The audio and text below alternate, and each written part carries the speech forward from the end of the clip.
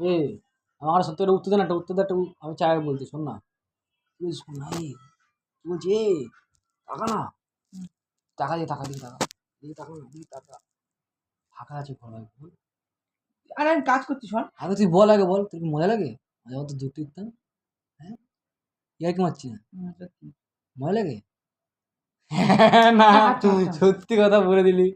তাহলে বল, একদিন তাহলে তো বাড়িতে যাবো, দেখ করতে যাবো। লজ্জা পাস না, এখন টাইম হচ্ছে, দেখ ফাঁকা ঘর, সেই ভাইরাল ভিডিওটা তুই আগে বন্ধ কর ভাই, বলতে হবে ভাই। তুই যে গাড়িতে তো দুধ টিপছিলাম, আমার একটা বন্ধু এমন দুধ টিপতে দিত না জানিস। স্বরূপ বল, স্বরূপ তো মাঝে মাঝে দেয়।